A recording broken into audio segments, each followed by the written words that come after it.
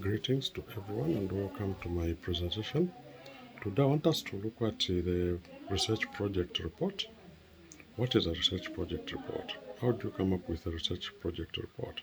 Firstly, what are the first things that you're supposed to look at when you want to do a research project report? The first thing that you're supposed to do when you're doing a research project report is to coin a title or to come up with a title. A good title should be informative and concise. The title should be informative and concise. It should convey to the reader the main focus of the research, be limited to a single statement. You don't need to have a lot of statements. It will confuse you and confuse the reader. So it's important that you coin a title which convey a single statement. It should be limited to a single statement. Then it should be linked to key variables. It should be able to be linked to key variables. It should not be more than 20 words, meaning that your research title should not be too long to confuse you or to confuse the reader. Because when it is too long, it will confuse the reader. Somehow it may even confuse yourself as the person who has coined or come up with this research title. So it's important that you ensure that the research title is limited to 20 words. Then it doesn't mean it should be less. It should always have 20 words. Sometimes it can be less than 20 words, but not more than 20 words. So after you coin up or you come up with the research title, then you look at the chapters. The research has chapters. There's chapter 1, chapter 2, chapter 3, chapter 4, and so on. Some research templates which are given by learning institutions are different. So you go by the template that will be given by your institution, though nothing is very much different. So after that, you look at now, after coming up with your research title, you're going to look at the chapter 1. You look at chapter 1. Chapter 1 is always the first chapter of your research report project. So under chapter 1, there's the introduction.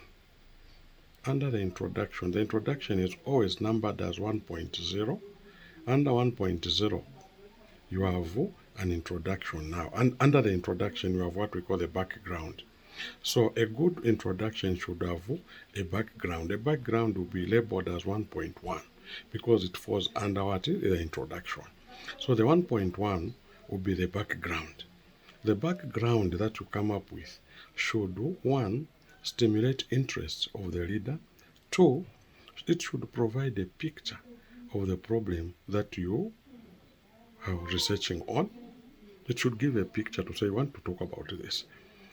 Thirdly, it should indicate the need for addressing the problem. Is there a need that you want to address? Is there a gap in research? Because there should be a gap.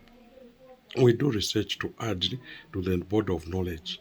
So you will find that there are certain things that have not been researched on, or maybe they have been researched on, but they are not very much detailed. And you think, or you look at it and say, no, I think I can add more, or I can improve on it. So you look at that. But don't forget that you have to avoid plagiarism. Don't pick other people's work without acknowledging them. So whatever work that has been done before and you want to get the resource from it, ensure that you acknowledge the person who did that work. So after 1.1, you have 1.2, which is a statement of the problem. A good statement of the problem should, 1, be clearly stated by indicating the unanswered questions or question. It should address the gap. The unanswered question is the gap. Secondly, it should be supported by statements at source. Thirdly, use simple and objective language. No poetic, no emotional language. It should be very clear and simple so that whoever reads your work, whoever goes through your work, who understand it plainly rather than coming up with the terms that even yourself you may even forget to, to remember the meaning of the very words that you have come up with. Then you move on to 1.3. 1.3 is the aim or the purpose of the study. The aim of the aim or purpose of the study should, one, state what the study intends to test or determine. Two, it should be linked with the study title. So there is the aim or the purpose. The aim or the purpose of the study should speak to the title. It should speak to your title. It should address what you want. It should be linked. It should not be separate from the title. So it should speak to your title that you have come up with. Then when after that we move on to 1.4. 1.4 is a study objective or objectives.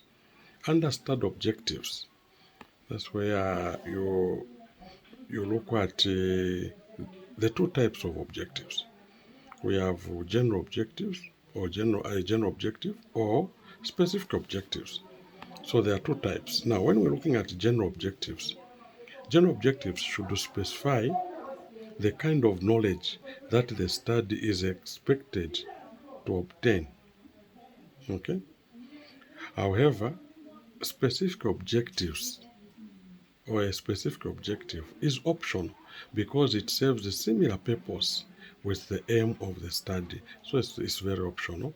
That's why you find in most studies we look at you find most of the studies have what we call specific objectives because they are very clear rather than the general objective because as I've said it is similar to the purpose of the study or the aim of the study. So specific objectives specify the kind of knowledge the study obtain. Okay. There are certain things that you are supposed to look at when you are coming up with specific objectives, and these are some of the things that will consolidate or make your research to look well coined or well informed. One of them is that objectives should be more than 2 and less than 5. So you should understand that you don't need to come up with a lot of objectives. You just need the objectives which are more than 2, not one objective, but more than 2, but less than 5. You don't need to come up with a lot of objectives. Secondly, you have to focus, your objectives should be focused on the statement of the problem. You focus your objectives or your specific objectives on the statement of the problem. 3, should I say 4, indicate specific objectives that are student based or which will show that you know what you are doing. Okay, let's move on to look at 1.5. 1.5 is the research questions. So research questions should be linked or should link to a specific objective. So this is very clear again when you're looking at research questions. When you have a research question number 1 should always be linked to objective number 1. Meaning objective number 1, in other words, when you look at it critically, is the opposite of the objective number 1. So again, don't confuse yourself where objective number 1 and research question number 1 go parallel. They should be linked, meaning objective 1 answers or is linked to research question number 1. Objective number 2 is linked to objective number research question number 2. So after that we move on to look at 1.6, that is the research hypothesis. A research hypothesis is optional. There are no research questions here. If you don't have any research question, it's optional. If you go by an hypothesis, then it means you don't need to have research questions. If you go by research questions, you don't need to have an hypothesis. So it's optional if there are no research questions. So you move on to look at the hypothesis. Then there's also what requires the significance of the study. The significance of the study should explain the importance of the study, the benefits or beneficiaries of the study that you are carrying out, if any, and how they shall benefit from the study. So you also look at what is the importance of this study? Why are you doing this study? Who is going to benefit from this study? That's why you find that in most cases, when we're talking about the significance, we look at what value is it going to bring to the body of knowledge. So it should bring some value or add value to the body of knowledge. That's the significance, that's the importance. You move on to look at 1.8. You have seen I'm numbering them. So under 1.8, you have operational definitions. So you will put operational definitions because other words that we're going to use or other terms that we're going to use, some people may not understand them. So you have to ensure that you put definitions there, so that whoever is reading through is able to say, oh, so that word means this word means this, so that they move with you as a researcher. So that is all about chapter 1 of a research project report. So when you are coming up with a research project report, those are some of the steps that you are supposed to follow. So in my next presentation, I want us to come and look at which is chapter 2 now.